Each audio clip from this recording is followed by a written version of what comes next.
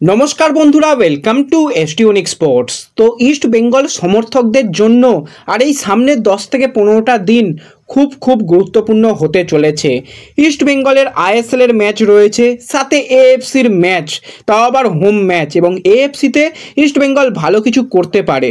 তো সেই AFC home match east বেঙ্গলের কবে রয়েছে, টিকিটের কি আপডেট রয়েছে সেগুলো তোমাদের জানাবো।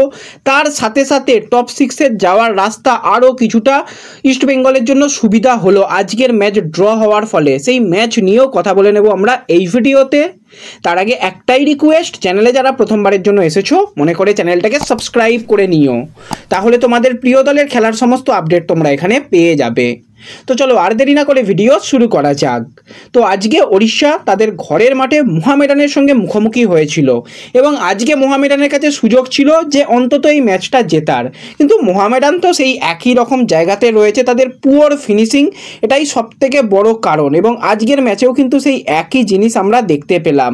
কেন যে মোহামেডান ভালো করতে পারছে না, তাদের গোল সংখ্যা দেখলেই বোঝা যাবে। দলটা মাত্র 10টা গোল করেছে, 39টা গোল হজম করেছে। তো আজকেও চান্স এসেছিল, 18টা শট করেছে এবং উড়িষ্যাকে যথেষ্ট চাপে রেখেছিল সেকেন্ড হাফে, মাত্র সেখানে 2টো শট অন টার্গেট। এখানেই তফাৎ হয়ে গেছে, এবং যেগুলো শট অন টার্গেট সেগুলো আর কিছু বলার নেই, জঘন্য ব্যাপার স্যাপার, সেখান থেকে যাই হোক গোল করতে পারেনি। অপরদিকে উড়িষ্যার কাছে ভাই সুযোগ এসে গিয়েছিল গোল করার, কিন্তু তারাও গোল মিস করেছে।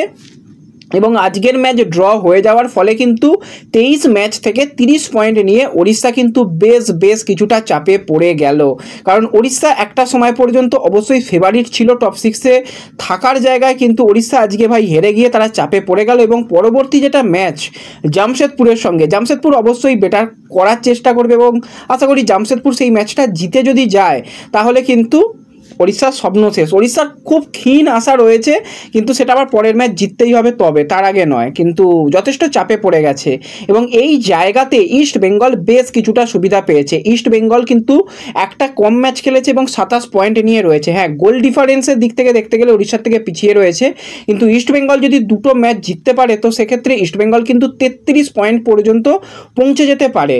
তো সেক্ষেত্রেও কিন্তু মুম্বাইয়ের দিকে তাকিয়ে থাকতে হবে ইস্ট বেঙ্গলকে। এবং পরবর্তী মোহনবাগান সুপার জায়েন্টের ম্যাচ রয়েছে মুম্বাইয়ের সঙ্গে। হ্যাঁ, মোহনবাগান চ্যাম্পিয়ন হয়ে গেছে, কিন্তু মোহনবাগান যদি চায় তাহলে কিন্তু মুম্বাইকে তারা হারিয়ে দিতে পারে। তো মুম্বাইকে হারিয়ে দিলে, মানে এই ম্যাচটা যদি মুম্বাই হেরে যায় তো ইস্টবেঙ্গলের কাছে সুযোগ কিছুটা থাকবে।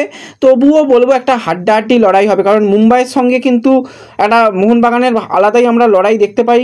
তো এরপরেও কিন্তু মুম্বাইয়ের ম্যাচ বাকি রয়েছে, সেখানে মুম্বাই কিন্তু খেলবে কেরালা ব্লাস্টার্সের সঙ্গে, এবং মুম্বাই কিন্তু খেলবে বেঙ্গালুরু এফসির সঙ্গে শেষ ম্যাচ। তো মুম্বাইয়ের হাতে কিন্তু অনেকটা সুযোগ রয়েছে, কিন্তু তাও মোহনবাগান যদি ম্যাচটা হারিয়ে দেয় তো মুম্বাইও কিন্তু বেশ কিছুটা চাপে থাকবে।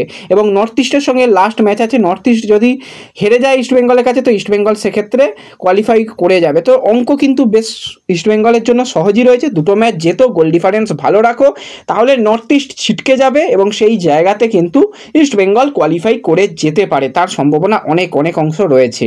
এবং আজকের ম্যাচ হেরে যাওয়ার পর গ্যালারি থেকে আমরা দেখতে পাই রয় কৃষ্ণা তার এসিএল ইঞ্জুরি সিজন আউট হয়ে গেছে, কিন্তু সে গ্যালারিতে বসে ম্যাচ দেখেছে এবং আজকের ম্যাচের জন্য অ্যাভেলেবেল ছিল না।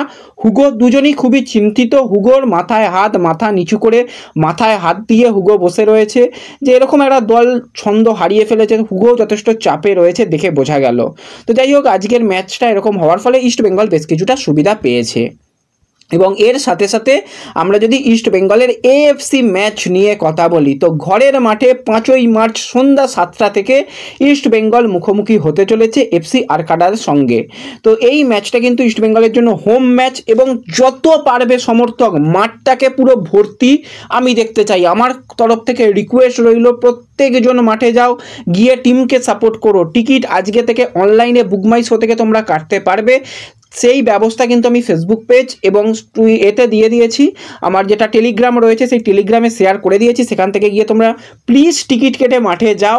টিকিটের দাম খুব কম রাখা হয়েছে, 50 টাকা রাখা হয়েছে, 200 টাকা রাখা হয়েছে, 250 টাকা এবং 500 টাকা, এবং তার উপরে 1000 টাকা টিকিট আর নেই। তো অবশ্যই যারা পারবে মাঠে যাও, গিয়ে টিমকে সাপোর্ট করো।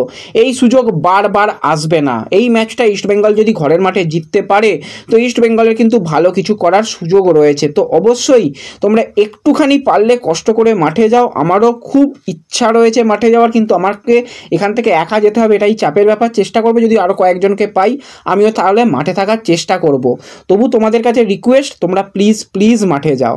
ব্যাস এই ভিডিওতে এটুকুই আপডেট শেয়ার করে দিলাম। ভিডিও ভালো লাগলে লাইক শেয়ার করে দিও। হ্যাঁ, একটু শেয়ার করে দিও, কারণ সবাইকে এএফসির ব্যাপারটা জানিয়ে দিও, তাহলে সবাই জানতে পারলে তারাও মাঠে গিয়ে মাঠ ভরাবে। তো ব্যাস আর কিছু বলার নেই, দেখা হবে পরবর্তী ভিডিওতে। ধন্যবাদ।